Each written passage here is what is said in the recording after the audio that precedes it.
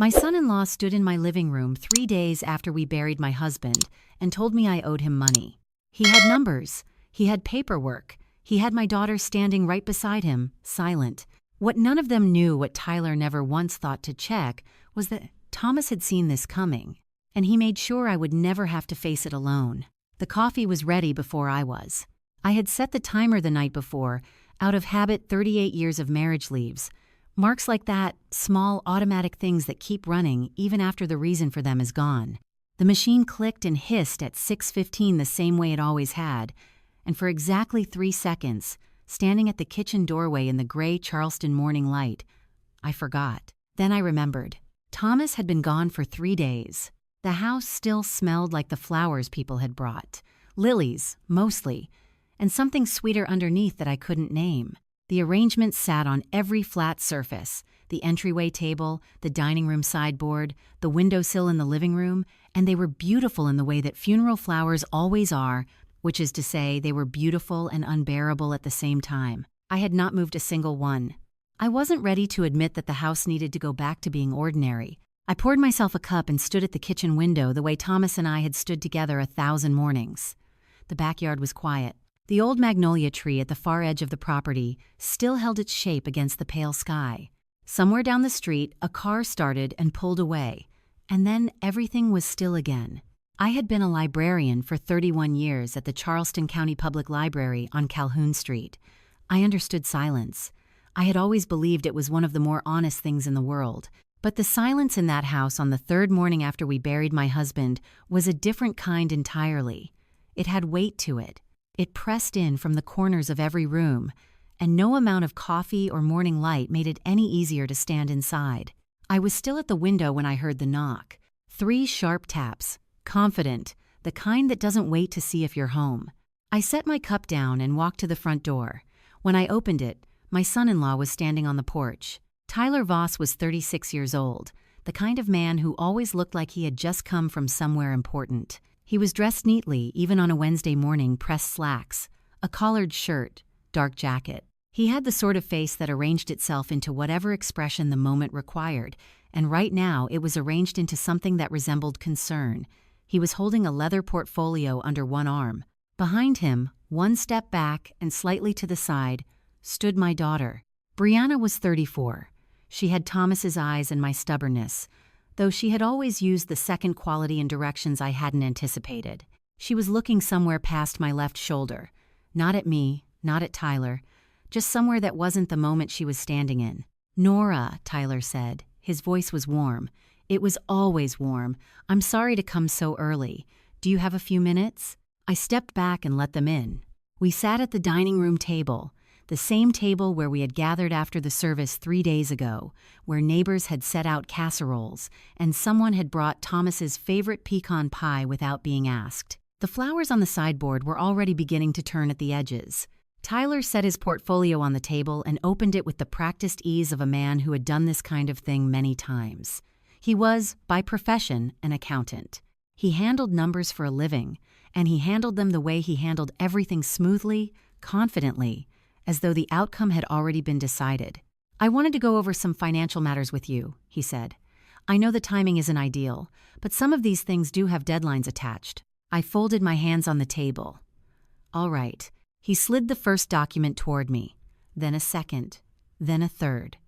Each one was a credit account statement, 3 different accounts, 3 different account numbers, all bearing my name. Beneath them, he placed a 4th document, a loan summary. The total figure at the bottom made me blink. $180,000. "These accounts were opened in your name," Tyler explained, his tone measured and professional. "Given the circumstances, it makes sense to consolidate everything now and formalize the repayment structure before it becomes more complicated." He uncapped a pen and set it on the table in front of me. "I've prepared a signature page that authorizes me to manage the process on your behalf. It's straightforward." I looked at the documents, then at the pen, then at my daughter. Brianna was still looking at the table. "Brianna," I said quietly. She didn't answer. I looked back at the papers spread in front of me. 3 credit accounts, a loan I had no memory of applying for, a total that represented more than I had earned in the final decade of my career. Tyler was still talking something about interest rates and timing windows and the importance of acting before the estate process complicated things further. His voice moved along at an even reassuring pace, the kind of pace designed to carry a person forward without giving them room to stop and think. I picked up the pen. I looked at the signature line on the authorization form. Then, slowly, I looked at the header of the nearest account statement. There was a logo in the top left corner, a clean, modern design in navy and gold, and the name of a financial institution printed beneath it. I had lived in Charleston for 38 years. I had banked at the same institution Thomas and I had chosen together the year we were married. I knew every branch on this side of the city. I had never once walked through the doors of this bank. I set the pen down. 8 years ago, our house on Trad Street smelled like garlic and rosemary on a Friday evening in October. That detail stays with me, the specific warmth of it, the way it reached all the way to the front door when you came up the porch steps. Thomas had been cooking since 4 o'clock. He cooked that way when something mattered to him, slowly and with full attention, the way other people might prepare for an important meeting or a difficult conversation. That evening, our daughter was bringing someone home for the first time, and Thomas had decided the occasion called for his grandmother's roast chicken. I was setting the table when I heard the front door open. Brianna came in first, the way she always did, slightly ahead of the moment, as if she were clearing the path for whatever came next. She was 26 that fall, bright-eyed and more openly happy than I had seen her in years. Behind her came the man she had been telling us about for the better part of 3 months. Tyler Voss was 28 years old. He was tall, well-dressed without being showy about it, and he had the kind of steady, unhurried confidence that tends to put people at ease before a single word is spoken. He shook my hand first, then turned toward the kitchen doorway where Thomas had appeared, wiping his hands on a dish towel, and shook his hand with the same firm, direct grip. "Mr. Calloway," he said, "I've been looking forward to this." Thomas smiled. "So have I," he said, and he meant it. I could always tell when Thomas meant something and when he was being polite, and that evening, at least at the beginning, he meant it. We sat down to dinner at 6. The chicken was perfect, the way Thomas's grandmother's recipe always was, and the conversation moved easily from one topic to the next. Tyler was good at conversation, genuinely good, not in the performing way some people are, but in the listening way, the kind that makes the other person feel as though what they are saying is the most interesting thing in the room. He asked Thomas about his years working in historic preservation. Thomas had spent nearly 2 decades helping restore some of the oldest buildings in the Charleston Peninsula, and he didn't just nod along. He asked follow-up questions.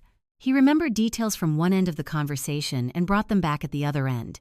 He laughed at the right moments and was quiet at the right moments, and through all of it, Brianna sat beside him with the particular kind of ease that belongs to someone who feels, for the first time in a long while, that the person next to them fits. It should have been a perfectly good evening. And in most ways, it was. But I noticed Thomas growing quieter as the meal went on. Not withdrawn, he was still present, still engaged, still refilling glasses and asking questions. But there was something underneath the surface of his attention that I recognized after 30 years of knowing him. A stillness that meant he was thinking about something he hadn't said yet. After dinner, Brianna and Tyler offered to clear the dishes. Thomas and I stepped out onto the back porch the way we sometimes did, just for a few minutes, just to breathe. The October air in Charleston has a particular quality to it, cooler than the rest of the year, carrying a faint smell of the marsh from somewhere to the south. We stood there without talking for a moment, listening to the sound of the kitchen through the screen door, the quiet clink of plates being stacked, Tyler's easy laugh at something Brianna said. "He's charming," I offered. Thomas looked out at the yard. "Yes," he said. I waited. When Thomas agreed with something that quickly, it usually meant he wasn't finished. "He answered every question well," Thomas continued, his voice low and even. "Every single one. He knew when to be humble and when to be confident. He knew when to defer to me and when to hold his ground." He paused. "He never once said the wrong thing." "Is that not a good sign?" I asked. Thomas turned his glass slowly in his hand. "Nora," he said, "in 38 years of working with people, of negotiating and managing, and sitting across tables from all kinds of men, I've met a few who were genuinely kind and happened to be good at reading a room." He looked at me. "And I've met a few who were good at reading a room and had learned to look kind because of it." I looked through the screen door at our daughter, who was laughing at something Tyler had said while handing him a stack of bowls. "You think he's the second kind," I said. Thomas didn't answer right away. That was answer enough. "I could be wrong," he said finally. "I have been before." He took a slow breath and set his glass down on the porch railing. "But I want you to remember something. Whatever happens." "What?" He looked at me steadily, the way he had looked at me 10,000 times over the course of our life together, with that particular combination of love and directness that I had never found in anyone else. "That man," he said quietly, "knows exactly what he's doing." He paused. "I just don't know yet what it is." The kitchen light fell through the screen door in a long yellow rectangle across the porch floor. Inside, Brianna was still laughing. Tyler's voice was warm and unhurried, filling the space the way it had filled the entire evening, easy, practiced, perfectly measured. I stood beside my husband in the October dark and held onto his words without fully understanding them.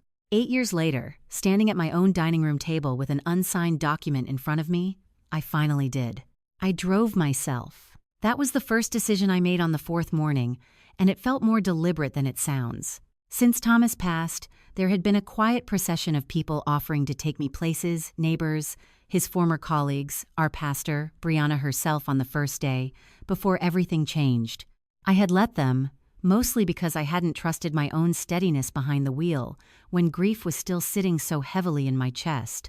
But that morning was different. I got dressed before 7, chose something plain and practical, and carried the folder of documents Tyler had left on my dining room table out to my car without telling anyone where I was going. The streets of Charleston were still quiet at that hour, the old oaks on Rutledge Avenue throwing long shadows across the pavement, the morning light coming in low and golden, the way it does in October on the South Carolina coast.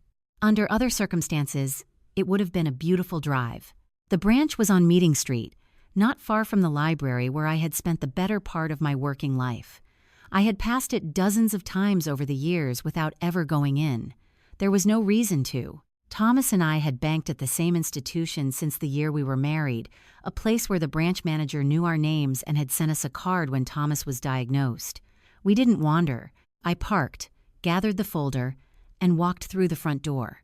The lobby was the kind of place designed to feel trustworthy: warm lighting, clean carpet, a row of teller windows along one wall, and a cluster of desks toward the back. A young woman at the nearest window looked up when I approached and offered the standard greeting with the standard smile. I set the folder on the counter and slid the top document toward her. "I need to ask about these accounts," I said. "They appear to be in my name."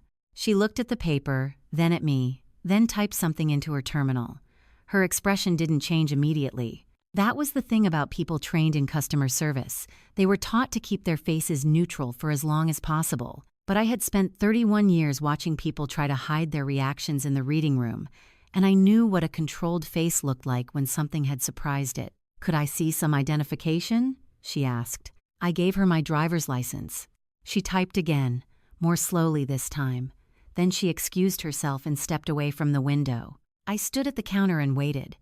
Around me, the ordinary business of a bank morning continued: a man depositing a check 2 windows down, a woman asking about wire transfer fees, the soft mechanical sound of a printer somewhere behind the teller wall. All of it proceeding normally, as if the ground under my feet were still solid. The young woman returned with an older man beside her. He was perhaps 60, gray at the temples, with the measured, careful bearing of someone accustomed to delivering difficult information without causing alarm. He introduced himself as the branch manager, Gerald Simmons, and asked if I would be willing to step into his office. I followed him to a glass-walled room near the back of the branch. He closed the door, gestured toward the chair across from his desk, and sat down himself before turning his monitor slightly toward me. "Mrs. Calloway," he said, "I've pulled up the accounts associated with your name and social security number." He paused. "There are 3 of them." "I know," I said. "Someone brought me documents claiming I owe money on all 3. He nodded slowly. "The accounts were opened over the course of approximately 14 months, he explained. "The first one, about 16 months ago. The second, 11 months ago. The third, 7 months ago." He turned the monitor a bit further so I could see the screen. 3 account numbers, 3 sets of opening documentation, my name on every one. Each one used a consistent set of identifying information: your full legal name, your social security number, Your home address on Trad Street, and a signature. I looked at the screen. I didn't open these accounts, I said. Gerald Simmons didn't look surprised. He looked, if anything, as though he had been expecting me to say exactly that. The signatures on the opening documents match your name, he continued carefully. But I want to ask you directly, do you have any recollection of visiting this branch at any point in the last 2 years? No, I said. I have never been in this building before today. He was quiet for a moment. Then he looked at the folder I had set on his desk. May I? He asked. I nodded. He went through the documents Tyler had brought, the credit account statements, the loan summary, the authorization form I had not signed. He studied each one with the particular attention of someone looking for something specific rather than reading for general understanding. When he set the last page down, he was quiet again for a moment. Mrs. Calloway, he said at last, and his voice had shifted into something lower and more deliberate. The pattern here, the account openings spread across time to avoid triggering standard alerts, the consistent use of your identifying details, the consolidation of the debt into a single document presented to you for signature, this is not a billing error. He folded his hands on the desk. What you're describing is identity theft. The words were simple, clear, arranged in a sentence that left no room for a softer interpretation. I had driven myself to the bank that morning because I needed to feel in control of something. Sitting in that glass-walled office on Meeting Street, the folder opened between us and the screen, showing accounts I had never opened. I understood that whatever control I had imagined I was holding on to had never been mine to begin with. Someone had walked into my life quietly, carefully, and taken pieces of it I hadn't even known were missing. I didn't go straight home. I sat in the parking lot on Meeting Street for a while first, with the engine off and the folder on the passenger seat and the October sun coming through the windshield at an angle that made everything look warmer than it felt. I don't know how long I sat there. Long enough for the lot to fill up and thin out again around me. Long enough for the initial shock of Gerald Simmons's words to settle from something sharp into something heavier and more permanent. Identity theft. The words had sounded clinical in his office. Manageable, almost, the way technical language sometimes makes terrible things sound like problems that can be filed and processed and resolved. But sitting alone in my car, I understood what they actually meant. Someone had used my name, my history, the numbers attached to my life. They had walked around inside my identity the way a person walks through an unlocked house, opening drawers, taking things, leaving no obvious sign of having been there until the damage was already done. By the time I finally pulled out of the parking lot and drove home, the afternoon light was already beginning to soften. The house on Trad Street was exactly as I had left it. The funeral flowers were still in their arrangements, a little further gone than that morning. I set my purse and the folder on the entryway table and stood there for a moment, listening to the particular quality of the silence, before I walked down the hall to Thomas's study. I had not changed anything in that room. His reading glasses were still on the small table beside his chair, folded exactly the way he always folded them, left arm over right, a habit so consistent that I had teased him about it for years. His books were where he'd left them. The stack on the corner of the desk, the ones he had been working through in the months before he went into the hospital, still had his handwritten bookmarks tucked into the pages. The room smelled faintly of the cedar oil he used on the bookshelves, and, underneath that, something I couldn't name, and didn't try to something that was simply him. I sat in the chair across from his. Not his chair. I hadn't been able to sit in his chair yet. Thomas Calloway had been, above all else, a careful man. Not cautious in the way that comes from fear, but deliberate in the way that comes from having thought things through. He approached every significant decision the same way he had approached his work in historic preservation, with patience, with attention to detail, and with a deep respect for what he called the load-bearing elements, the things that, if they failed, caused everything else to follow. He had handled our finances the same way. Every account documented, every policy filed, every important number written in his careful, architectural handwriting in the leather-bound ledger he kept in the top drawer of his desk. When Brianna was young, he had sat with her at this very desk and explained compound interest using a jar of marbles. When I had wanted to refinance the house 12 years ago, he had spent 3 weeks researching before he agreed, not because he distrusted me, but because that was how he respected something that mattered.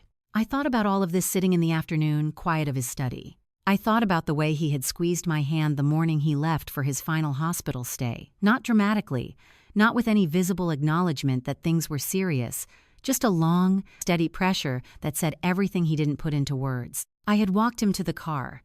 I had told him I would be there by noon. He had nodded, and then, at the last moment, turned back. He had looked at me with that expression I knew so well, the one that meant he had been carrying something and had decided it was time to set it down. "There's something I should have told you sooner," he said. His voice was calm. It was always calm, even when it shouldn't have been. But I kept thinking there would be more time. "Thomas," I had said, "you can tell me when you're settled." He shook his head slightly. "No," he said, "I need you to hear this now." He reached out and touched my arm just briefly. "If anything ever happens, if something comes up with the finances, or with the estate, or with anyone asking you to sign something, don't do it first." He looked at me directly. "Call Claire Fontaine before you sign anything." I had written the name down that afternoon. I had tucked the paper into my wallet and told myself I would ask him about it when he was stronger. I had believed, the way you believe things when the alternative is too heavy to carry, that there would be time for the full explanation. There wasn't. Now I sat in his study with the afternoon going gray outside the window, and I thought about the way he had said that name, not as an afterthought, not as a general precaution, with the specific weight of someone who had already prepared for something and was making sure at the last possible moment that the person he was leaving behind would know which door to walk through. I reached into my purse and took out my phone. The paper with the name on it was still in my wallet, exactly where I had put it 9 months ago. I found it on the second try, unfolded it carefully, and looked at what Thomas had written in his own hand. Claire Fontaine, estate attorney. 8435550174. Estate attorney. I held the phone in both hands. The light in the study had gone from gold to gray while I wasn't paying attention. Somewhere outside, a mockingbird ran through its evening catalog of other birds' songs. I found the number. I pressed call. My hands were not entirely steady. The knock came while I was still sitting in Thomas's study. Not the sharp, confident rap from 2 mornings ago. 3 deliberate taps from a man who had already decided how the conversation would go. This was softer, hesitant in a way that paused between each knock, as if the person on the other side was still deciding whether to follow through. I knew the sound of my daughter's uncertainty before I even reached the door. I set my phone face down on Thomas's desk and walked to the front of the house. Brianna stood on the porch alone. She had changed since the morning she had stood behind Tyler in this same doorway. No leather portfolio, no careful composure held in place like something practiced. She was wearing a gray sweater I recognized, one she had owned for years, and her hair was pulled back in a way that looked less like a choice and more like she had simply stopped thinking about it. The late afternoon light fell across the porch at a low angle, and in it she looked younger than 34 and more tired than anyone her age should. She didn't wait to be asked. She came in when I stepped back, and we moved without discussion to the living room, not the dining room, not the table where Tyler had spread his documents 2 days ago. I think we both understood, without saying it, that we needed different furniture for this conversation. We sat across from each other. I waited. Brianna looked at her hands for a moment, then up at me. Whatever she had planned to say when she knocked on the door, she seemed to have lost the beginning of it somewhere between the porch and the sofa. So I asked the only question that mattered. "Did you know?" The silence that followed was not the silence of someone searching for a denial. It was the silence of someone who had already decided not to lie and was now figuring out what the truth was going to cost. "It's complicated," she said finally. 2 words. I had spent 31 years in a library, and I understood that sometimes the shortest answers carried the most. "It's complicated" was not a no. It was not even close to a no. It was a door left ajar by someone who wasn't ready to open it all the way but couldn't bring herself to lock it either. "Complicated how?" I asked. My voice was steady. I had decided on the drive home from the bank that I was not going to perform my feelings in this conversation. I was going to watch and listen. Brianna shook her head slightly. Not in refusal, it was more like a person shaking water from their ears, trying to clear something. "Mom," she said, "there are things I can't." She stopped. Started again. "There are things that aren't simple to explain." "I'm not asking for simple," I said. "I'm asking for honest." She looked at me then, and I saw it the thing I had been watching for since she walked through the door. I had raised this child from an infant. I had sat beside her through ear infections and failed exams, and the particular devastation of being 17 and misunderstood. I knew the difference between the face she made when she was angry and the face she made when she was afraid. This was afraid. Not the performed anxiety of someone trying to manage a situation. Something deeper and less controlled than that. The fear of a person who has been standing close to something dangerous long enough to understand how dangerous it actually is. "Are you all right?" I asked. The question seemed to catch her off guard. She blinked. "I'm fine," she said, reflexively, the way people say I'm fine when they mean the opposite and know that you know it. "Brianna." "Mom, I can't." She pressed her lips together. "I need a little more time." "Time for what?" She didn't answer. She looked at the window instead, at the narrow view of the street, through the gap in the curtains. A car passed slowly. A dog barked somewhere down the block and went quiet. The house settled around us, in the way old houses do. Small creaks and shifts that you stopped noticing years ago, but that felt louder in the silence of an incomplete conversation. "I'm not going to pretend I understand what's happening," I said carefully, "but I went to that bank this morning. I sat in that office and heard things about accounts opened in my name that I never opened, with my social security number and my address and my signature on them." I paused. Someone did that, and that someone knew enough about me to do it convincingly. Brianna's jaw tightened. Just slightly. "I'm not accusing you of anything right now," I continued. "I'm telling you what I know, and I'm asking you, as your mother, if there is something you need to tell me." She turned back from the window. Her eyes were bright in a way that had nothing to do with happiness. "I know," she said quietly. "I know you're asking." She stood up then, reaching for the bag she had set on the cushion beside her. I need to think. I need a little more time to think." I didn't stop her. I watched her stand, watched her pull the strap of her bag over her shoulder. Her movements were controlled, deliberate in the way a person's movements are when they are concentrating on appearing more composed than they feel. But when she picked up her bag, her hand was shaking. Not dramatically, she probably didn't even know I noticed. It was a small tremor, the kind that lives in the fingers when something large is being held in check by an effort of will. She walked to the front door and I followed, and she left without looking back. I stood in the doorway and watched her car pull away from the curb. My daughter was hiding something. I had known it the moment she said it's complicated. But watching that small tremor in her hand, I understood something else. Whatever she was carrying was not light. It was not a small thing she was managing. It was something that had been pressing down on her long enough to make her hands shake when she thought no one was watching. The question was no longer whether she knew something. The question was how long she had known it. The drive down Broad Street that Thursday morning felt different from the one I'd taken to First Federal the day before. First Federal had been glass and fluorescent lights, and the particular kind of silence that only exists in places where people handle other people's worst days. Claire Fontaine's office was on the second floor of a building that had been standing since before the Civil War, the kind of place where the wood floors creaked in a way that felt lived in rather than worn out. There was a brass nameplate beside the door, Claire Fontaine Estate Law and Trust Services, below it in smaller letters. By appointment only. I was right on time. 8:30 in the morning, just like I'd arranged on the phone the night before. The receptionist, a soft-spoken young woman named Grace, offered me tea before I even sat down. I said yes without thinking. Thomas had always said that you could learn a lot about a person's character by how their office treated strangers.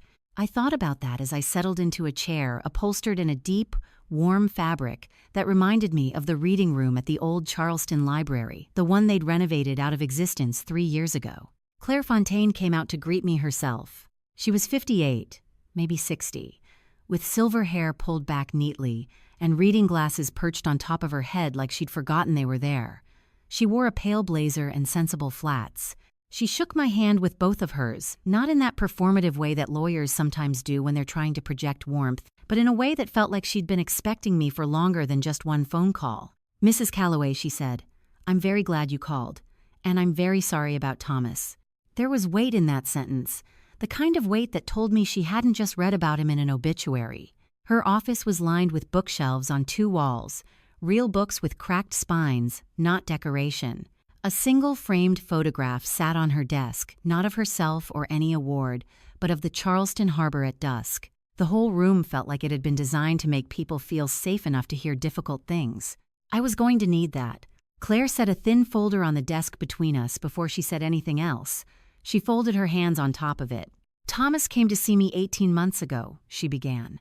He didn't tell me he was ill at the time. He told me he was updating his estate documents. Which was true, but it wasn't the whole reason he came. She opened the folder. Inside was a document I didn't recognize. Formal legal language, notarized stamps, dates I could make out from across the desk. He established a trust, she said, independent from any joint holdings. No overlap with the house, the shared accounts, the investments you held together. This trust exists separately, and it has one beneficiary. She turned the document so I could read it clearly. You, Mrs. Calloway. Only you. I looked at the paper for a long moment. He never told me, I said. He didn't want to worry you, Claire said. He told me, and I'm quoting him here because I wrote it down at the time, Nora trusts people the way I used to. I need to make sure that doesn't cost her everything. My throat tightened. The trust is structured so that it cannot be touched by any creditor claim, any joint liability, any legal challenge made by someone outside the direct family line. Even if someone tried to use your name to take out debt, she paused, and I understood she already knew about the credit cards. This trust is protected. It's yours. No one else can reach it. I exhaled slowly. It was the first breath in 5 days that didn't feel like it was going to cost me something. But Claire hadn't opened that folder just to give me good news. She leaned back slightly in her chair, the way people do when they're choosing their next words with care. There's something else Thomas asked me to do, she said. Not as your attorney. As I suppose you could say, a custodian of information he wasn't ready to. What kind of information? She was quiet for a moment, not hesitating, measuring. Thomas told me that Tyler Voss had done something like this before. She held my gaze steadily. He didn't tell me everything. He said he hadn't been able to confirm all of it himself. But he was clear about one thing. If you ever came to this office, especially if you came alone, especially if it had to do with money, I should show you what he found. The room felt very still. What did he find? I asked.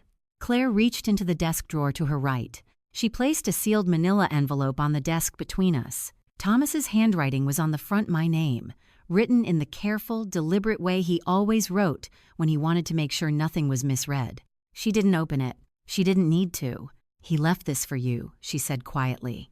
Not for me to explain. For you to open when you were ready. I looked at the envelope. The edges were slightly worn, like it had been handled more than once before being sealed, like Thomas had picked it up and set it down, the way he did when he was trying to make sure he was doing the right thing. My name, in his handwriting, on a document I had never known existed. I reached out and placed my hand on top of it. I didn't open it yet.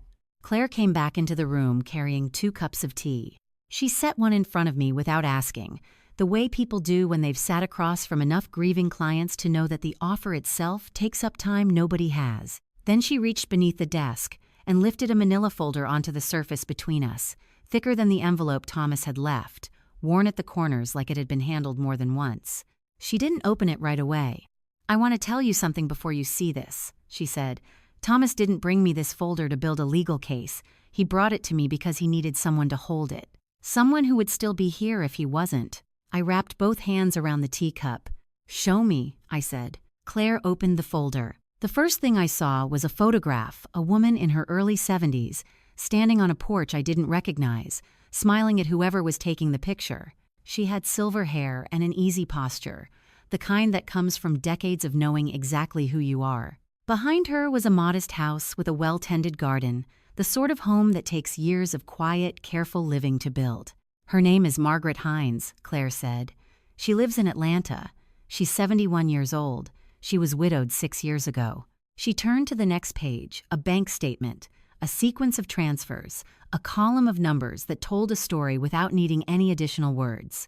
Over the course of 14 months, Claire continued, she lost $240,000, savings her late husband had spent 30 years building. The accounts were accessed using documents she had signed, documents she believed were related to her estate planning. I looked at the photograph again, at the woman's smile. Tyler, I said. It wasn't a question. Yes, Claire said. She gave me a moment before turning to the next page. There's something else, she said carefully. Something Thomas told me when he first brought this folder here. She waited until I looked up.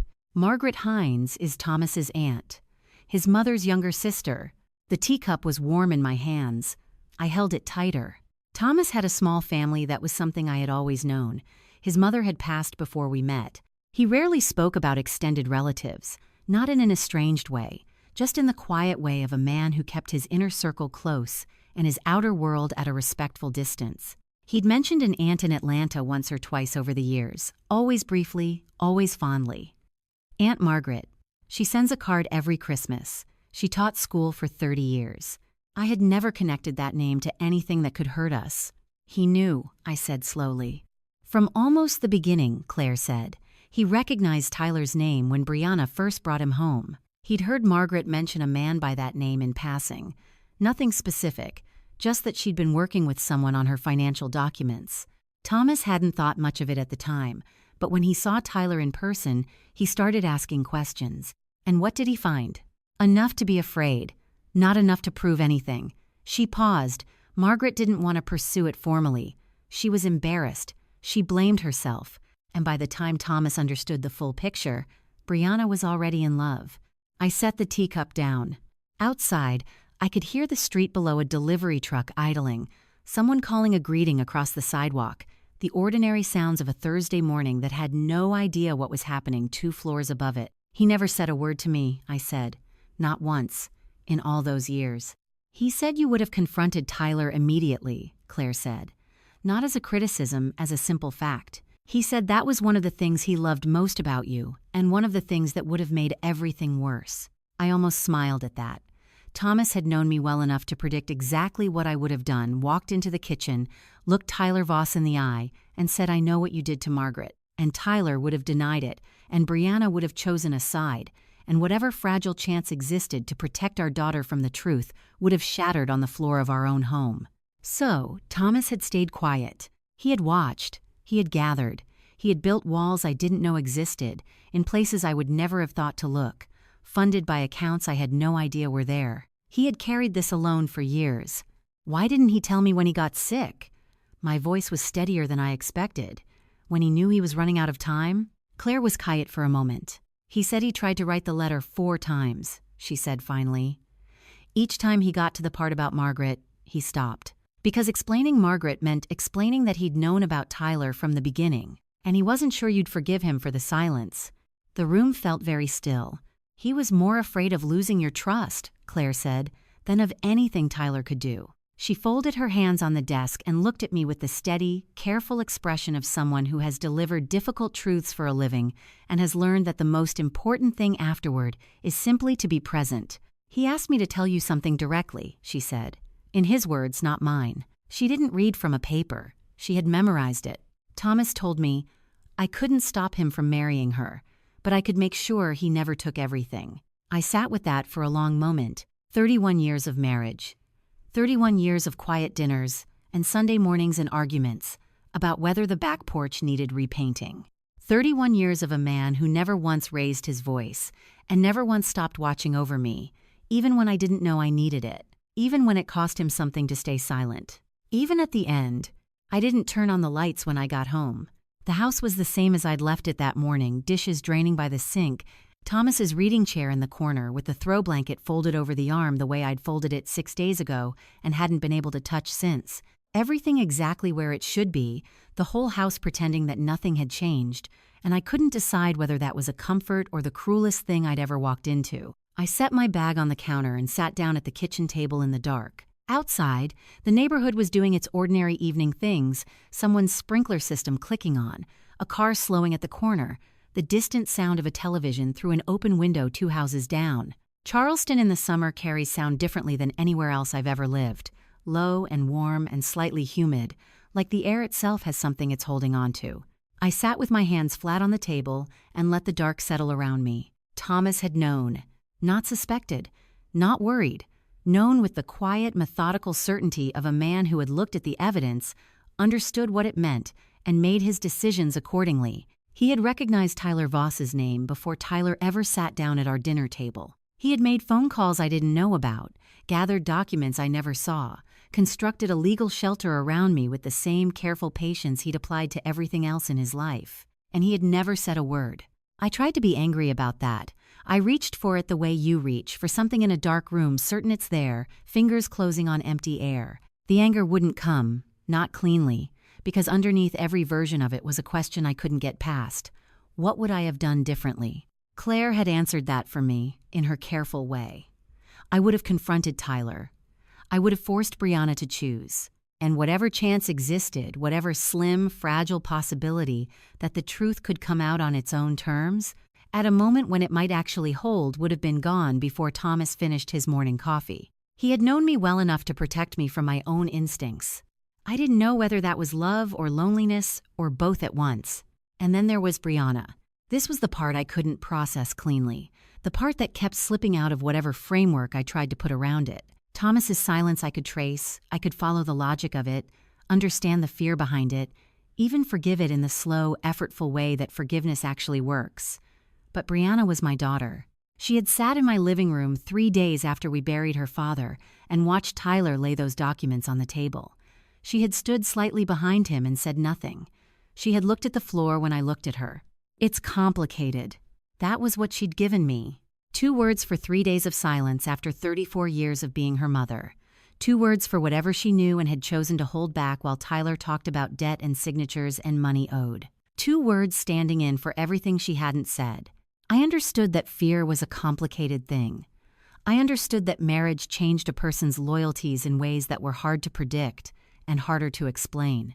I had been married long enough to know that the person you share a life with can become the axis the whole world turns on that you make decisions inside a marriage that the person you used to be wouldn't recognize.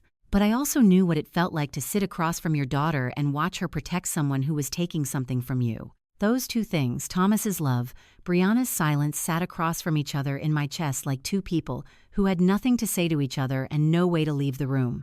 I didn't know how to hold both of them at once. I wasn't sure I was supposed to. The kitchen clock marked the half hour. I hadn't moved.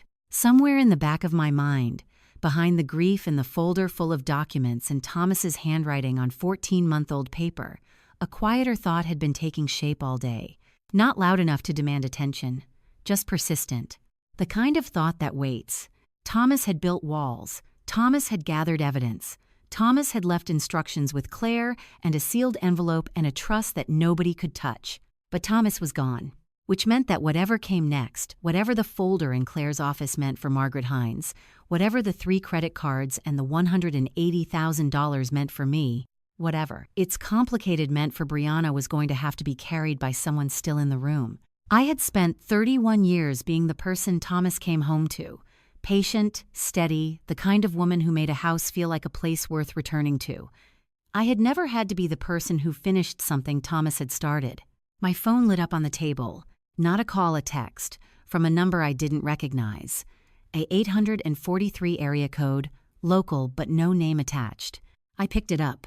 Mrs. Calloway, my name is Kevin Marsh. I work at First Federal. I think you need to know what I saw. I read it twice. Then I set the phone face up on the table and looked at it in the dark. The screen, the only light in the room, that message sitting there with the particular weight of something that has been waiting to be said for a long time. Kevin Marsh, First Federal. What I saw, I didn't know that name. I hadn't met anyone by that name at the bank the morning before, just the teller at the front counter and Gerald Simmons, who had walked me through the statements in his quiet, careful way and used the words identity theft like he'd been trained to say them without flinching. Whoever Kevin Marsh was, he hadn't been in that room, which meant he had seen something somewhere else. The message had said, I think you need to know what I saw. I hadn't slept much. By 5 in the morning, I'd given up pretending and made coffee instead, sitting at the kitchen table until the neighborhood outside shifted from dark to gray to the pale, washed-out gold of early summer. When I texted back, "Where can we meet?" the reply came within 2 minutes, which told me Kevin Marsh hadn't slept much either. Meeting Street Grounds. 8 o'clock. I'll be at the back table. Meeting Street Grounds was the kind of coffee shop that had been in the same spot for 20 years, without needing to reinvent itself. Exposed brick, ceiling fans turning slowly overhead. The smell of roasted beans worked so deeply into the walls that you could probably find it there long after the building had closed. I'd passed it 100 times. Thomas and I had stopped in once, years ago, on a Saturday morning when we had no particular place to be. I found Kevin Marsh exactly where he said he'd be. He was 28, maybe younger looking than that slight build collared shirt that was a size too careful for a casual coffee meeting, like he'd dress the way you dress when you're trying to look trustworthy to someone who has no reason to trust you. His coffee sat untouched in front of him. His hands were wrapped around it anyway, the way people hold things when they need something to do with their fingers. He stood up when he saw me, which I hadn't expected. "Mrs. Calloway," he said, "thank you for coming." "You reached out to me," I said. I sat down across from him. That took something. He didn't look reassured by that. He looked like a man who had made a decision and was only now understanding the full weight of it. He started talking before I'd even taken off my jacket. "I've worked at First Federal for 3 years," he said. "Loan processing and account services. Mostly routine stuff, new accounts, document verification, signature matching." He paused. 14 months ago, a man came in to open 3 accounts. He had all the documentation. Everything looked clean: social security number, address, driver's license copy, signed authorization forms. "Tyler Voss," I said. Kevin nodded once. "The accounts were opened in your name. He had everything needed to do it. I processed the paperwork. And you didn't notice anything unusual?" "At first, no." He turned the coffee cup slightly without lifting it, but a few days later, I pulled the file again for a routine secondary review, and I noticed the signature on the authorization forms didn't match the signature on file from your joint account with your husband. Small differences, the kind most people wouldn't catch, but you did. "I almost filed a discrepancy report," he said. "I had the form open, and then he stopped. I waited. He came back in," Kevin said. "Tyler. He asked to speak with me specifically. He said he'd noticed I was the one who processed the account." He exhaled slowly. "He told me it would be better for everyone if the review was closed without notes. And he left an envelope on the desk when he walked out." "How much?" I asked. Kevin's jaw tightened slightly. $2,000. He said it the way people say things they've been rehearsing: flat, deliberate, stripping the shame out of it by not letting any inflection in. It didn't entirely work. "I told myself it was a clerical thing," he said, "that maybe I'd been wrong about the signature, that it wasn't my place." He looked down at the table. "I told myself that for 14 months. He reached into the inside pocket of his jacket and set something on the table between us. A USB drive. Small, standard, the kind you could buy at any office supply store for a few dollars. He'd wrapped a rubber band around it, the way people do when they're worried about losing something. "Everything I could pull," he said. "Copies of the original account documents, the authorization forms with the signatures, a time-stamped audit log showing the sequence of account openings." He paused. "And a video file." "From where?" "The bank has internal security cameras in the lobby and the service corridor. Standard setup, they record continuously and archive for 18 months. He tapped the edge of the USB drive. "There's a clip from the day Tyler came back in, the second visit. You can see the envelope. You can see him place it on my desk. He looked up at me. You can see me not report it." The coffee shop moved around us, a barista calling out an order, someone laughing near the front window, the ordinary cheerful noise of a Thursday morning that had nothing to do with what was happening at the back table. "I'm not asking you to protect me," Kevin said. "Whatever comes from this, I understand that I made a choice, and there are consequences. I just—" He stopped again. Started again more carefully. "Your husband came into the bank 6 months ago. He asked questions about the accounts, routine questions, the kind we get sometimes from joint account holders checking on status. But I recognized his name from the file, and I watched him stand at that counter and try to find something he could take to someone. My throat tightened." "He didn't have enough," Kevin said quietly. "The accounts were structured carefully. Without the internal documents, without the security footage, there was nothing to show. He left without what he needed." Thomas had stood at that counter. 6 months ago, while I thought he was at a cardiology follow-up appointment on King Street, he had stood there, asked his careful questions, and gone home with nothing. He had never told me. I reached out and picked up the USB drive. It was lighter than it had any right to be. A small rectangle of plastic and metal, warm from being inside Kevin's jacket. I turned it once in my fingers. Photographs of forged documents, signature comparisons, a time-stamped video of the moment Tyler Voss had walked into a bank and paid a young man $2,000 to look the other way. Everything Thomas hadn't been able to find. Everything I needed. "Thank you," I said. Kevin Marsh nodded slowly. He looked slightly less like a man bracing for impact than he had when I'd sat down. Not relieved, not yet, but something adjacent to it. "I'm sorry I didn't come sooner," he said. I closed my hand around the USB drive and held it there for a moment. Small, lighter than a set of keys, heavier than anything I'd held in a long time. I waited until the house was fully quiet before I went into Thomas's study. Not quiet the way it had been the past few nights, that heavy, grief-saturated silence that pressed against the walls, but the particular stillness of late evening when the neighborhood has settled into itself and the only sounds are the ones a house makes on its own. The refrigerator cycling, the old wood of the floorboards adjusting to the cooler air, the small, reliable sounds of a home that doesn't know it's supposed to feel different now. I sat down at Thomas's desk.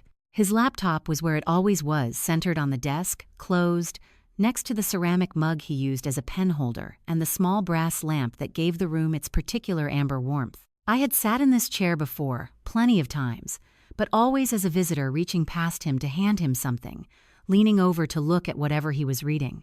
Tonight I was the only person in it. I opened the laptop. It asked for a password. Thomas had given it to me years ago, during a conversation I barely remembered, just in case something happens. "Nora, it's the year we got married, and your mother's maiden name," and I'd written it down in the small notebook I kept in the kitchen drawer, the one for things I didn't want to forget but didn't expect to need.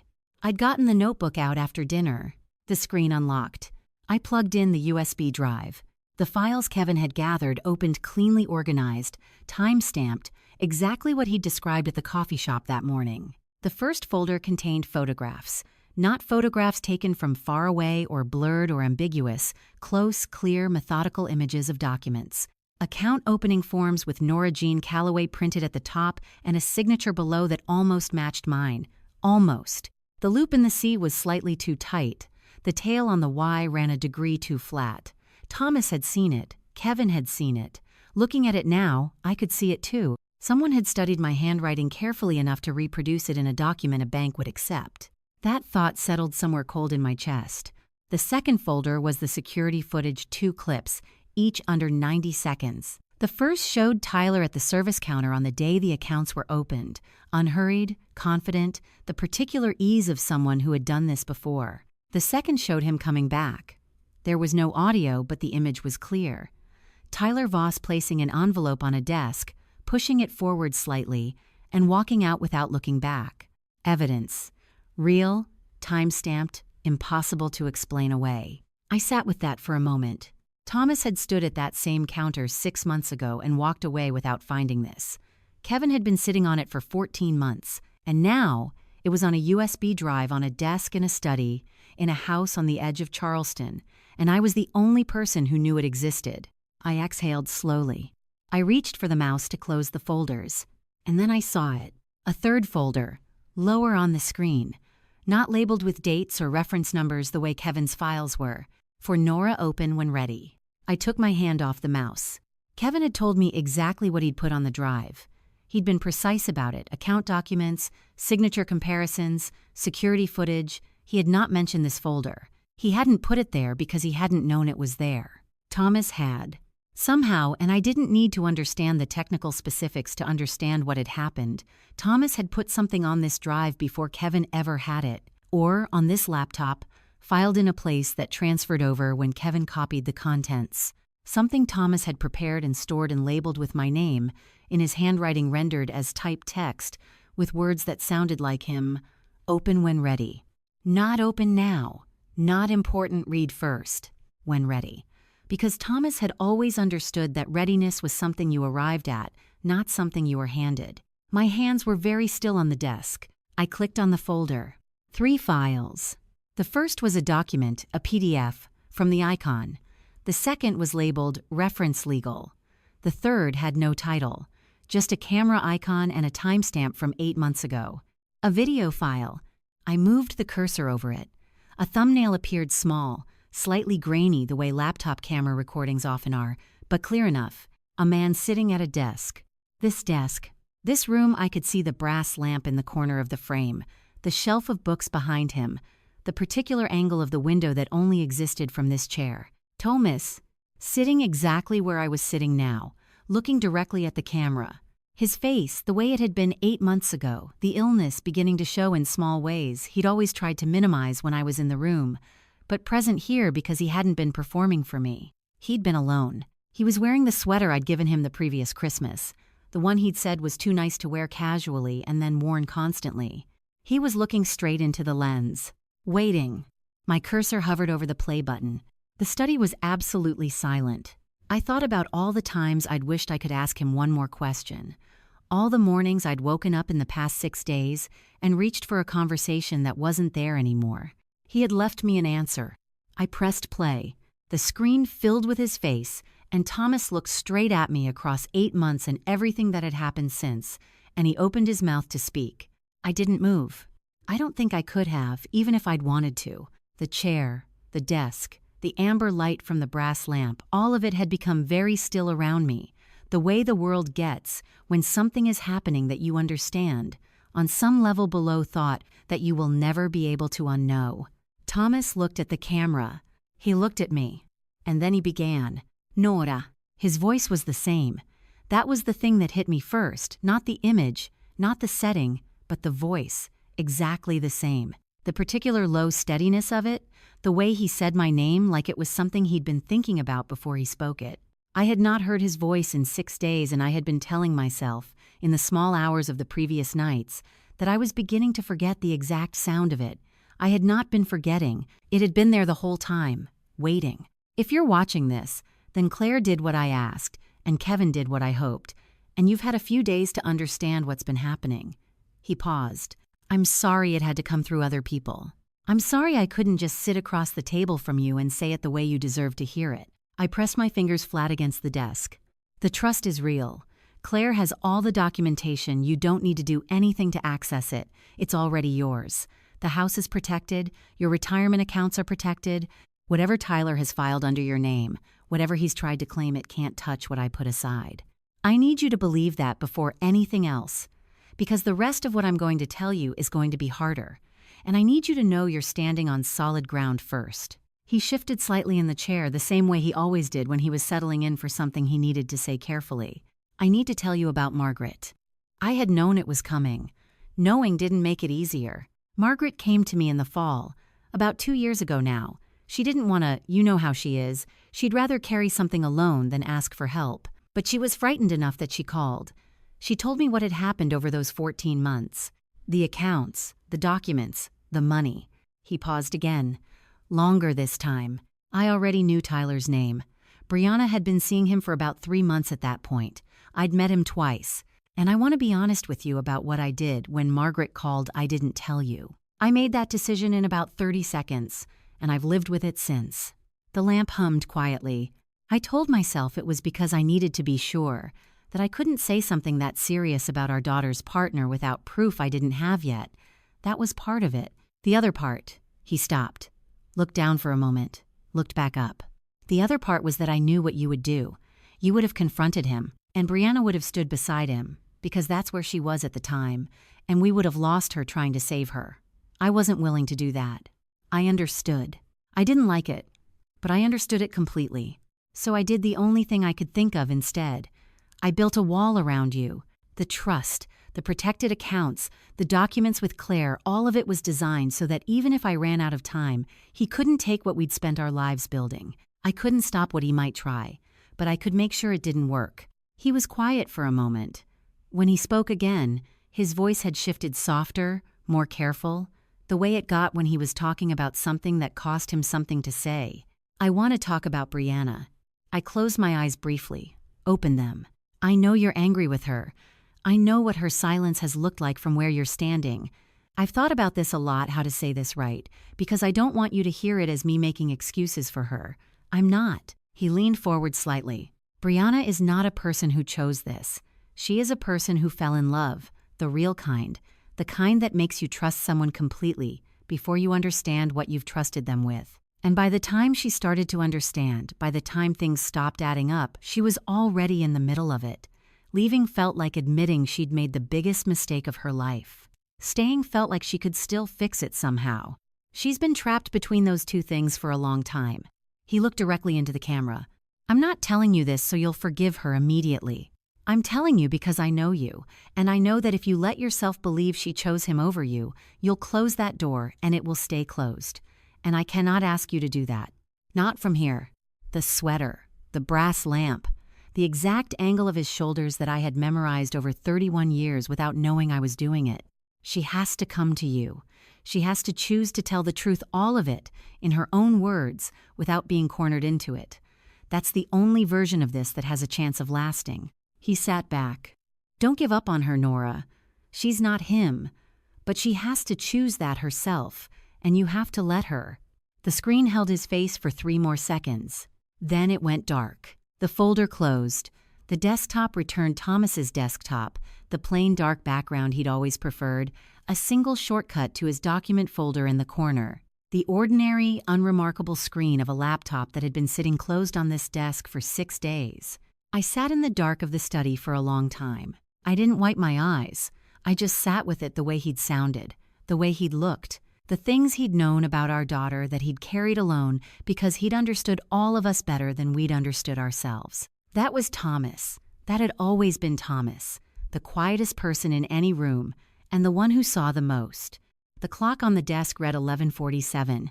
I was about to push back the chair and finally go to bed. And then I heard it. A knock at the front door. Not urgent, not loud. 3 measured knocks, hesitant, the kind that someone makes when they're not entirely sure they have the right to be there. 11:47 in the evening, 6 days after we'd buried Thomas, and someone was standing on my front porch in the dark. I didn't move for a moment. Then I stood up. The porch light was off. I hadn't thought to turn it on when I heard the knock, and so when I opened the front door, the only light was the one spilling out from the hallway behind me, just enough to see her clearly. Brianna. She was standing with her arms slightly in front of her, both hands wrapped around her phone the way she used to hold things as a child when she was bringing me something she wasn't sure I'd want. No bag, no jacket, though the night air had gone cool.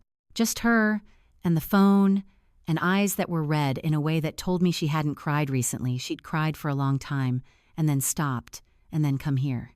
We looked at each other for a moment. I didn't know if you'd open the door, she said. I opened it, I said. I stepped back. She came inside. We sat in the living room, not the kitchen, not Thomas's study.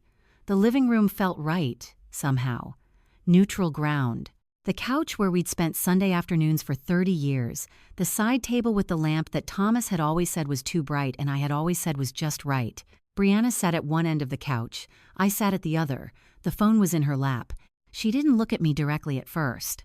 She looked at the coffee table, the way she had as a teenager when she was working up to something difficult, not avoiding the conversation, just finding the floor under her feet before she stepped forward.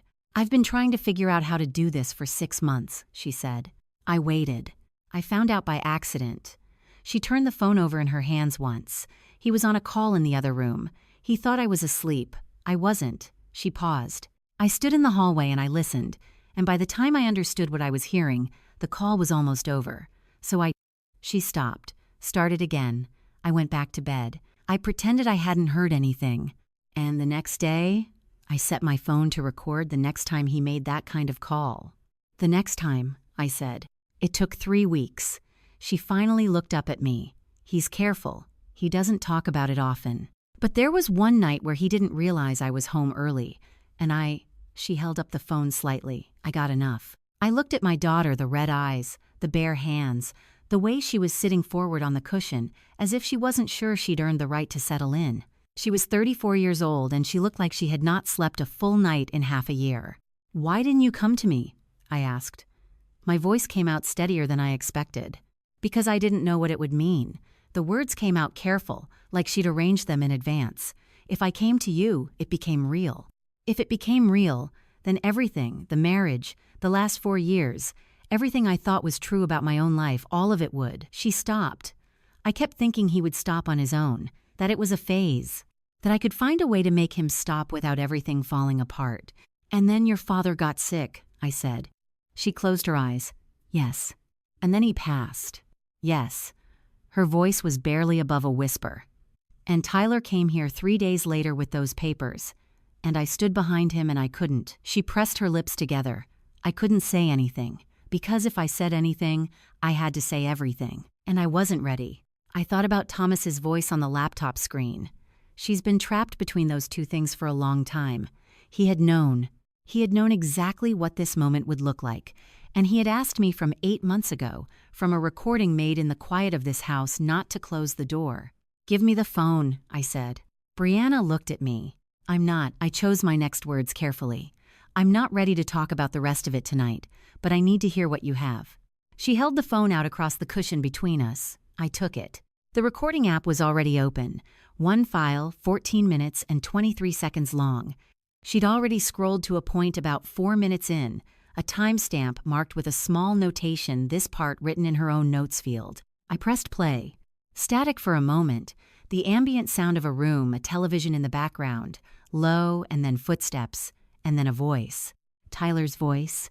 I had heard that voice at my dinner table. I had heard it say, "Great to see you, Nora and Thomas.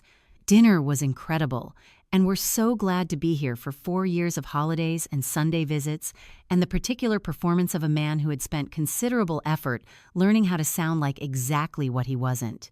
This was not that voice. This was the voice he used when he thought no one was listening. She'll never catch it. That's the thing about the filing structure. Everything is spread across 3 institutions. Even if she goes looking, she's only going to see one piece at a time. A pause. Someone on the other end of the call, but the phone had only captured Tyler's side clearly. The old lady will never check. She doesn't even know what accounts she has. By the time she figures it out, we'll be gone. I stopped the recording. The living room was very quiet. We'll be gone. I played that word back in my mind. Not I'll be gone. Not the money will be moved or it'll be handled, or any of the other ways a person might say that sentence alone. We. Tyler Voss was not doing this by himself.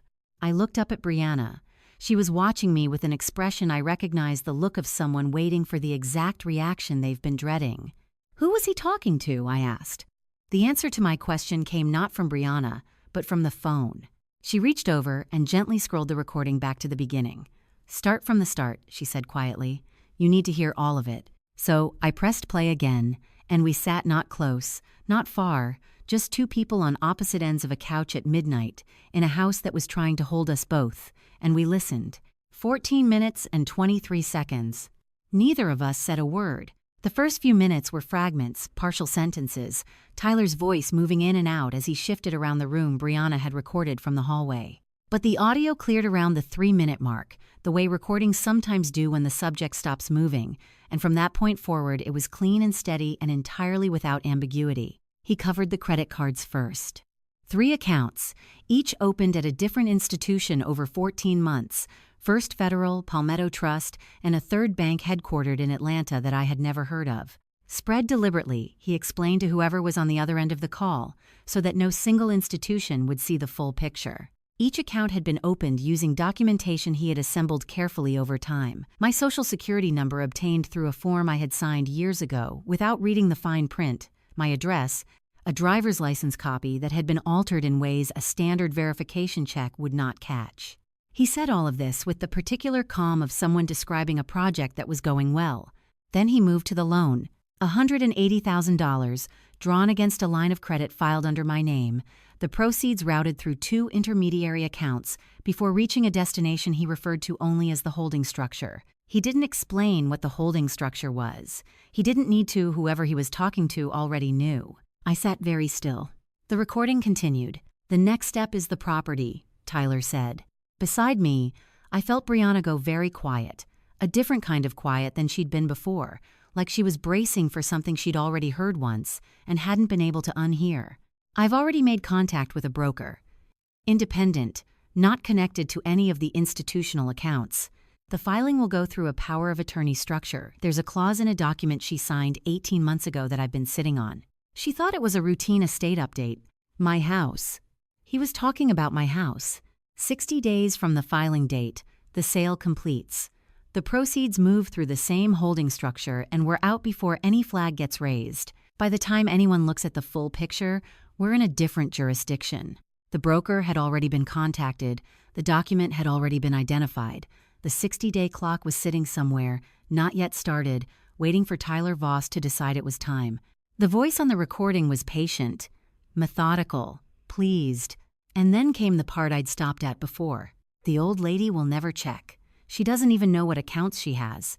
By the time she figures it out, we'll be gone.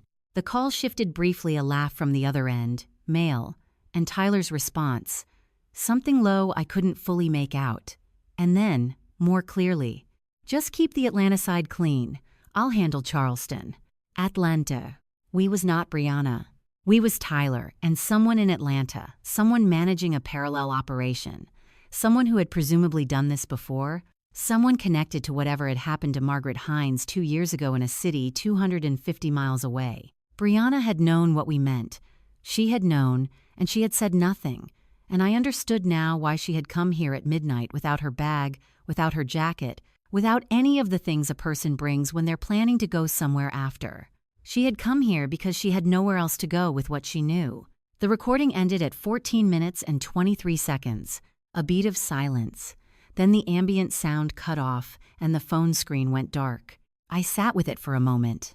The broker, the 60-day window, the power of attorney clause buried in a document I'd signed without understanding. My house, the house Thomas and I had lived in for 26 years, the one with the back porch he'd always said needed repainting and never got around to, the one where Brianna had grown up already, marked on someone else's timeline. I turned off the recording app. I looked at my daughter. She was sitting with her hands in her lap, not looking at me, her shoulders carrying the particular set of someone who has been waiting for a specific moment and knows it has arrived. How long did you wait before bringing this to me? The question came out quiet, not sharp, just the question, laid down between us the way you lay something heavy on a table carefully, because you know it's going to stay there. Brianna didn't look up. 6 months, she said. The clock on the mantel marked the hour. 1 in the morning. Thomas had been in the ground for 7 days. Tyler Voss had been planning this for 14 months, and the person in this house who had known the most about it, not everything, but more than anyone, had carried it alone for half a year and said nothing while her father got sicker, and said nothing when he passed, and said nothing when Tyler sat in this living room 3 days after the funeral and laid those papers on the table. 6 months. I didn't say anything else that night. I didn't need to. The weight of it sat in the room between us. Not accusation, not forgiveness, just the plain and undeniable fact of 6 months, and I let it stay there, because some things need to be felt completely before they can be moved. The drive to Claire's office took 11 minutes. I know because I watched the clock the entire way, not from impatience, but from the particular hyper-awareness that sets in after a night with no sleep, when your mind has run out of ways to distract itself and starts cataloging everything instead. Streetlights still on along Broad Street. A bakery with its lights already lit at 6:40 in the morning. Brianna in the passenger seat, looking straight ahead, her phone in her lap. We hadn't spoken much after 1 o'clock. We'd sat in the living room until the sky outside the windows began to change color, and then I'd said, "Get your things," and she had, and we'd left together without discussing whether that was what we were doing. Claire's building came into view just as the clock turned 7. The door to her suite was already unlocked. Grace, the receptionist, wasn't in yet. It was too early for that, but the lights in the front hallway were on, and when I pushed open the inner door to Claire's office, she was already there. Jacket on, reading glasses down from the top of her head, and actually in use for once, a legal pad open in front of her with handwriting I couldn't read from the doorway. There was a full coffee service on the small table by the window. 3 cups. She had been expecting us. "Sit down," she said, without preamble. "Both of you." Brianna hesitated in the doorway for just a moment. This was the first time she'd been in this room, the first time she was sitting on the same side of the table as me, rather than standing behind Tyler in my living room. And then she sat. I sat beside her. Claire poured the coffee herself. "Tell me what you have," she said. I laid it out in the order we'd found it. The USB first Kevin's files, the account documents, the signature comparisons, the security footage. Claire watched the bank video twice without commenting. When it finished the second time, she made a note on her legal pad. Then the recording. I handed Brianna the phone, and Brianna set it on the desk and pressed play without being asked. Claire listened to all 14 minutes and 23 seconds with her hands folded on the desk and her expression unchanged, the careful, composed attention of someone who had trained herself not to react until she had the full picture. When it ended, She was quiet for a moment. "The Atlanta reference," she said. "The holding structure. The broker contact." She looked at Brianna. "You've heard this how many times?" "Enough," Brianna said. Claire nodded once, as if that answered a question she hadn't asked aloud. Then she opened the folder she'd had on her desk when we arrived, the trust documents, the legal protections Thomas had built, all of it organized in the particular meticulous way of someone who had been preparing for this conversation longer than we had. She spent 10 minutes cross-referencing. The power of attorney clause. Tyler had mentioned the document I'd supposedly signed 18 months ago. She found it in the file, flagged it, and set it to one side. "This is forged," she said flatly. "The notary stamp doesn't match any licensed notary in Charleston County. I checked last week when Thomas first had me review the full trust structure."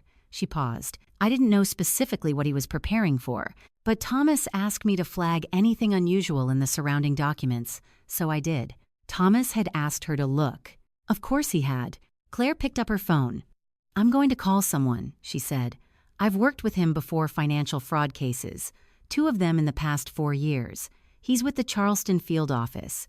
His name is Ray Morrison." Detective Ray Morrison, as Claire explained while she dialed, had spent 11 years in financial crimes before moving to a joint task force that handled cases crossing state lines, which this one did, given the Atlanta connection. He was methodical, Claire said, and he didn't make promises he couldn't keep, which was the thing she valued most in the people she worked with. The call connected on the second ring. Claire put it on speaker without asking our permission, which I understood was her way of saying, "You need to hear this directly." "Claire." His voice was even unhurried, a man who answered work calls at 7 in the morning, the same way he answered them at 2 in the afternoon. "Ray, I have something. Financial fraud, identity theft, real property, and it crosses into Atlanta." A pause. "I have the account holder here. I have documentation, security footage, and a 14-minute audio recording." A brief silence on the other end. "How soon can you get it to me?" "Within the hour. But I need something from you first." Claire's eyes moved to the legal pad. "Tyler Voss, Charleston resident. Can you tell me if he has any travel booked?" Another pause, longer this time. The particular silence of someone checking something on another screen. "Give me a minute." We waited. The coffee was warm. Outside Claire's window, the city was fully awake, now delivery trucks on the street below. The particular morning energy of a Tuesday in Charleston that had no idea what was happening, 2 floors above it. "Claire." Morrison's voice came back. "Your subject has a flight out of Charleston International, Thursday morning, 6:55 departure." Claire looked at us.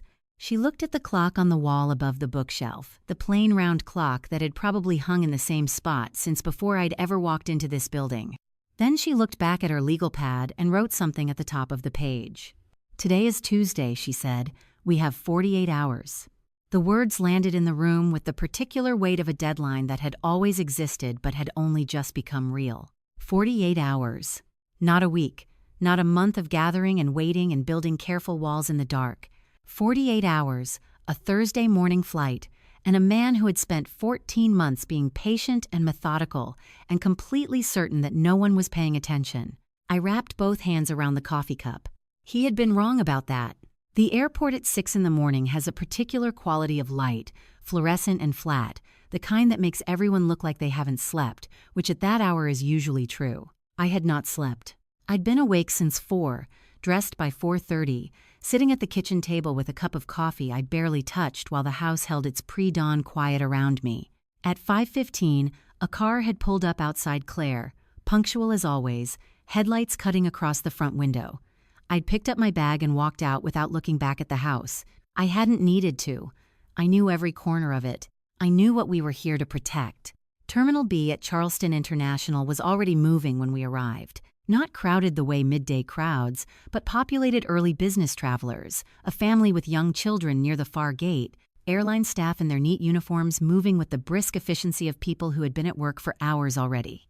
The ordinary machinery of a Thursday morning. Morrison and his colleagues were already positioned when we found him near the entrance to the check-in corridor. He was in plain clothes, dark jacket, nothing that marked him to a casual observer, and he had 2 other officers with him, both similarly unremarkable. He acknowledged Claire with a nod and looked at me with the steady, assessing expression of someone making a final check. "Flight's still on schedule," he said quietly. He'll need to check that bag. He'll come through here." I nodded. Claire stood to my left.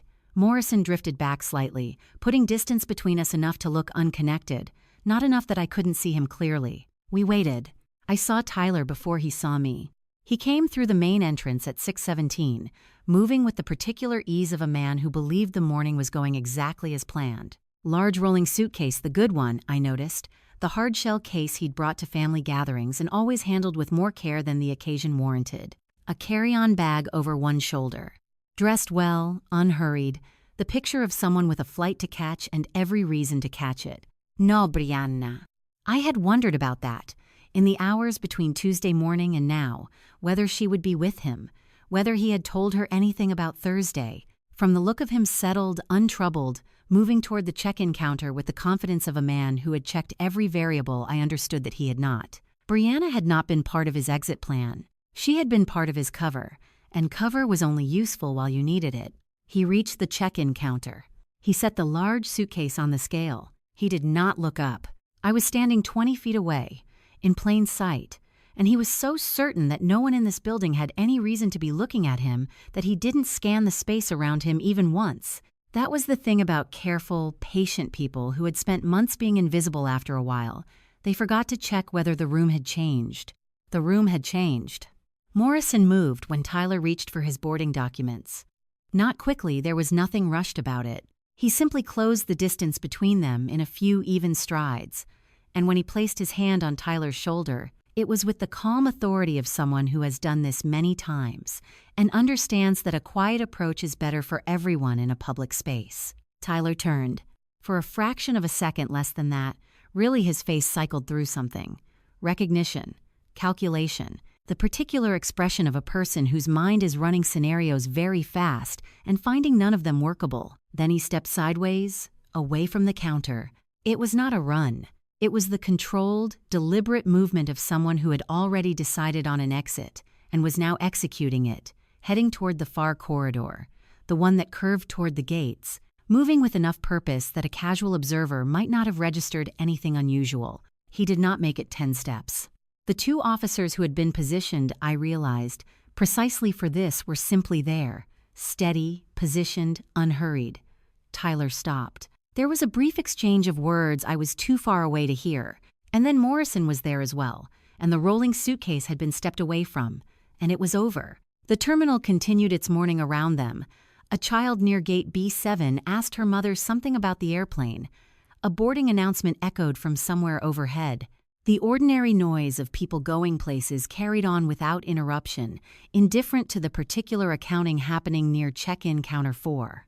They walked him back through the corridor past the counter, past the suitcase, past the carry-on bag that would not be making this flight, and as they came level with where Claire and I were standing, Tyler turned his head. He looked at me. Whatever he had been planning to say, I watched him choose it carefully. Even now, restrained and positioned and with the morning collapsed around him, he was calculating, finding the angle, searching for the version of this moment that he could still control. "You couldn't have done this alone," he said. He meant it as a diminishment, a last effort to make the ground shift under me, to suggest that whatever had happened here hadn't really been mine, that I had been carried, managed, moved around like a piece on someone else's board. I looked at him. "I didn't have to," I said. "Thomas did most of it for me." Something moved across his face, not quite the expression I'd expected.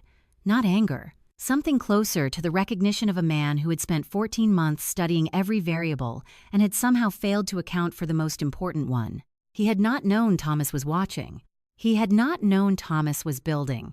He had not known that the man who sat quietly at dinner tables and said little and saw everything had spent the last years of his life making absolutely certain that when the moment came, it would not require Nora Calloway to stand alone. Morrison guided him forward. The morning moved on. Claire's hand found my arm just briefly, just a light, steady pressure, and then she was already reaching for her phone, already moving to the next thing, because that was how Claire operated. I stood in Terminal B of Charleston International Airport in the 6:30 light, and I breathed. And then, because I was Nora Calloway and there was still one more thing that needed my attention, I thought about my daughter. She had not been standing beside him this morning. She was somewhere in this city, in a house or a car or a room I didn't know, and she had no idea yet what this morning had looked like, and she was going to need to find out. The question was whether she was ready to come home. 2 months is not a long time. It is long enough for the azaleas along the back fence to finish blooming and drop their petals onto the grass, in the particular quiet way they do every spring. Long enough for the light in the kitchen to shift from the sharp winter angle that Thomas had always said made the whole room feel like it was leaning to the gentler, more horizontal gold of late April that came through the window and landed on the table like it was happy to be there. Long enough, it turned out, for 2 women to find their way back to the same kitchen table. Not all the way back, but back. Brianna had texted the night before, "Is it okay if I come by in the morning?" And I had replied yes, and left it at that. There was a time, not long ago, when a question like that from my daughter would have come with assumptions attached. That she'd stay for hours, that we'd talk about everything and nothing, that the kitchen would fill up with the easy noise of a visit that wasn't really a visit because it was just how things were. That time felt like it belonged to a different version of this house. We were building a new version.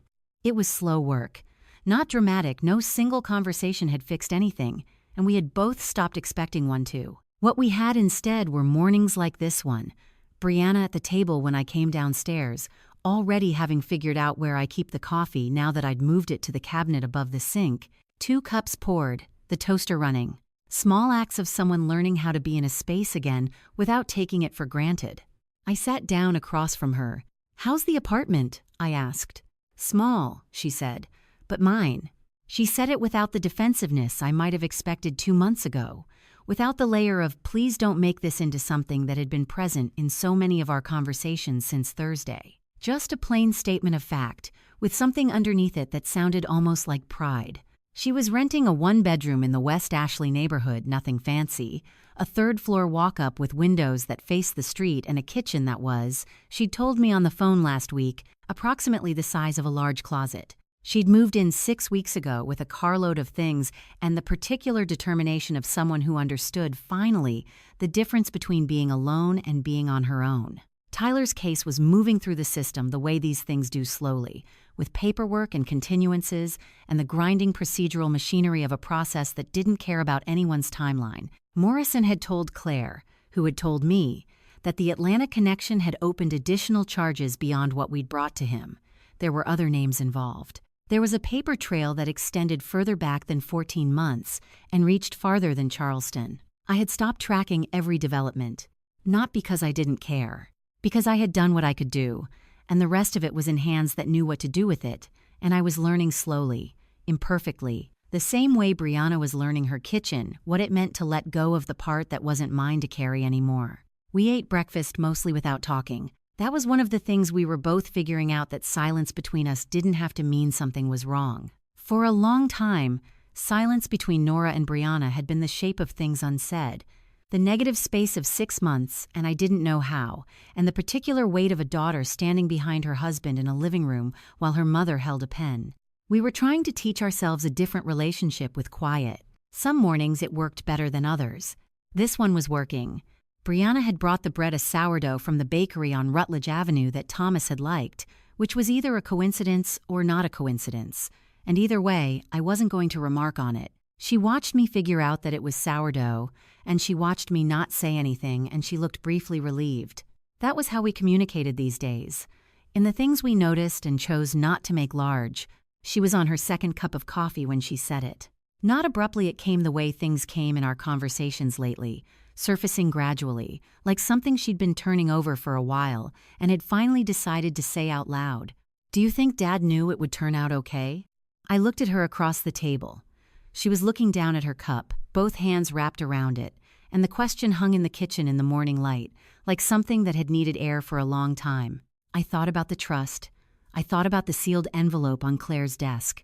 I thought about a laptop left open on a specific folder with a specific name. For Nora, open when ready, and the voice that had come out of it on a night when I had needed, more than anything, to hear that someone had been paying attention. I thought about Thomas standing in a bank 6 months before he passed, asking quiet questions, going home without what he needed, never saying a word. I looked out the kitchen window. The azaleas were finished blooming. The yard was green and ordinary and full of the small, specific beauty of late April in Charleston, and Thomas was not in it, and the absence of him was still a thing I carried every morning, would probably carry every morning for the rest of my life. But it had changed shape. It had gone from a hole to a presence, from the feeling of something missing to the feeling of something that had been here and left its mark everywhere I looked. "I think he knew I would," I said. Brianna looked up. I met her eyes across the table. She nodded once, slowly, not like she was agreeing with a piece of information, but like something had settled into place that she'd been waiting to feel settle. We finished our coffee. Outside, Charleston was doing what Charleston does in late April, going about its morning with the particular unhurried grace of a city that has seen enough springs to know that this one, like all the others, is worth taking slowly. The kitchen was warm. The cups were full. And for the first time in a long time, the quiet between us felt like something we were building together, rather than something we were trying to survive. 8 months changes the shape of a garden. The azaleas were full again, the cycle completing itself the way it always did, indifferent to everything that had happened beneath the same sky in the months between. The crepe myrtle along the back fence had come back thicker than last year. Thomas had planted it the summer we moved in, 26 years ago, pressing the small root ball into the ground with the same careful attention he gave to everything. It had been growing quietly ever since. I brought my coffee out at 7:15 and sat in the old wooden chair on the back porch, the one Thomas had always said needed repainting, and I had decided to leave exactly as it was. The wood was worn smooth where hands grip. I liked that. I wasn't ready to cover it with anything new. The morning was soft and unhurried, the way April in Charleston is when it decides to be generous. And I noticed, for the first time in a long time, that the quiet felt like company rather than absence. The legal process finished in February. Tyler received 7 years fraud, identity theft, and the additional charges from the Atlanta investigation, which had turned out larger than any of us had understood that Tuesday morning in Claire's office. The details were in documents I had read once, filed, and chosen not to revisit. It was enough. I had decided it was enough, and deciding that was something I was allowed to do. The trust Thomas built was intact, had always been intact, waiting like a foundation that didn't care whether the house above it was shaking. Claire had walked me through everything after the case closed. Thomas had been careful, as he was careful about everything. I would be comfortable for the rest of my life, not extravagantly, but in the deeply relieving way of a woman who no longer feared her own accounts. Brianna called most Sunday mornings now. Sometimes she came by. She had started volunteering at a literacy program on Wednesday evenings, Adults Learning to Read, which I recognized as her finding her way back to herself by being useful to someone else. She had always been that way as a child, before the years layered other things over it. She was becoming someone she recognized again. It was slow. It was real. Those two things were connected. The navy jacket had been hanging on the hook by the back door since October. One of Thomas's, a lightweight quilted thing he'd worn on cool mornings when he worked in the yard. I had pulled it on the night I first drove to Claire's office and kept reaching for it on cool mornings, since, without fully thinking about why, this morning I finally took it down to wash. I checked the pockets first, out of habit, expecting a grocery receipt, a forgotten pen. My hand closed around a small piece of paper, folded twice, the way Thomas folded things he was saving for later. Slightly soft at the edges, the way paper gets after a full season in a pocket. I unfolded it carefully. His handwriting. One line. "You were always stronger than you knew." No date, no explanation, just that. I stood at the back door for a long moment, paper in my hand, morning light coming through the kitchen window behind me, the crepe myrtle doing its quiet growing along the fence. I didn't know when he had written it. Didn't know if he had placed it there for me to find or simply forgotten it in a pocket on some ordinary afternoon. I would never know, and I had reached a place slowly, imperfectly, across 8 months where not knowing was something I could hold without it undoing me. Either way, it was true. Thomas did not leave me money. He left me a trust that made sure I would not be left without options, but that is not the thing I carry now. What he left me was proof. Proof that someone had loved me carefully enough to prepare for the worst, to notice what I didn't notice, to move quietly, build something solid, and never once suggest I should know how much was being held together on my behalf. That is what I carry now. Not the betrayal, though. I lived through it, and it cost more than any account number ever could. Not the fear, though. There were nights it sat at the foot of the bed like something I couldn't move. What I carry is this: Real love does not just say, I love you. Real love makes sure you'll be all right. If you've stayed with me through all of this, the envelope, the folder, the airport, everything that came after, I want to ask you one thing before you go. Thomas knew what Tyler was for years. He chose silence over confrontation because he believed it was the only way to protect both me and Brianna at the same time. I have thought about that choice every week since I found out. Do you think he was right? If you had known what Thomas knew, would you have stayed quiet or said something, even knowing what it might cost? I don't have a clean answer. I'm not sure there is one. Tell me what you think in the comments. And tell me where you're watching from. These stories travel farther than I expect, and I'm always grateful to know where they land. If this one stayed with you, the subscribe button is right there. These stories take time to build. Every person who stays makes it worth the building. Thomas believed in doing the quiet work. So do I.